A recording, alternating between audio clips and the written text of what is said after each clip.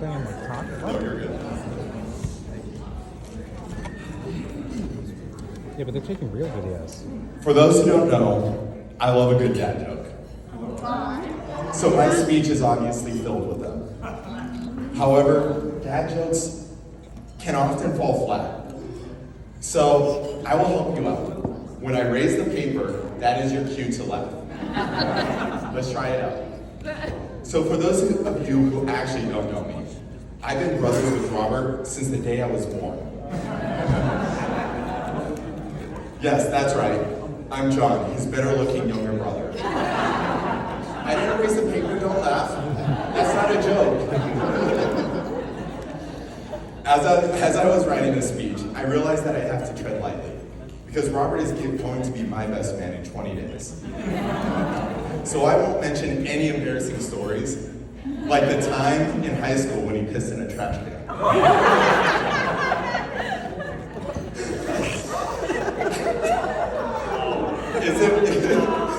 Is it weird that our weddings are back to back? No, not really. This has kind of been a trend our whole life. Robert went to first grade. The next year, I was in first grade. Robert started dating. The next year, I started getting rejected. All jokes aside, I have looked up to Robert my whole life. Well, that is until I turned 13 when I outgrew you. Hey! Ever since we were little, my mom paired us up together. Every team he was on, I was right there. Every tutor he had, I tagged along. From playing games and building obstacle courses in the backyard to making unfair trades with our Pokemon cards. We did everything together. And I was there to look out for him. He would get in trouble for everything. He once got a detention for throwing the ball too hard in dodgeball. Isn't that the point? I'm sure it was a sigh of relief when Robert graduated elementary school and headed to dating. Finally, a place where his younger brother wasn't tied to his hip. Well, not really, because my mom made me go to summer school with him. Robert quickly became a legend at our high school, mostly because of the trouble he got in. But more importantly, it was because of his charisma and character. Everyone either admired him, wanted to be him, or envied him. Me? I was just proud to call him my big brother. Robert wasn't much of a team player. In fact, he stopped playing basketball and football when he realized that he wasn't allowed to play all the positions. So he ditched the court for a solo sport, track and field. This was perfect for Robert, because you dictate your own outcome, and he was able to dedicate himself to surpassing his limits. His level of dedication to himself was something I didn't think could be exceeded.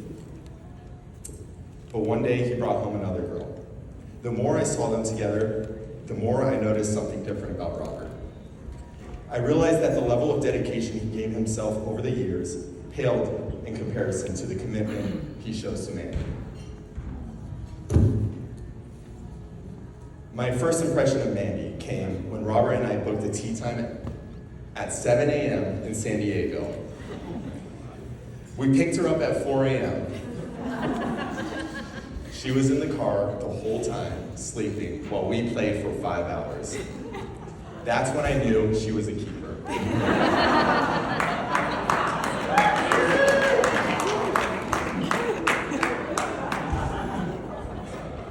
She was sick too. In 2015, Robert took off to UCLA to be a collegiate track star. He began this by growing out his hair. I don't know why, but he did it. Women were jealous of it, and Nico was attracted to it.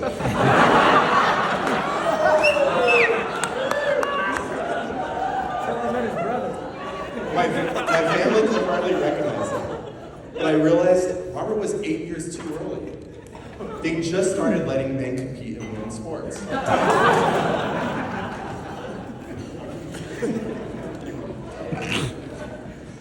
Mandy, this man has been my roommate for most of my life.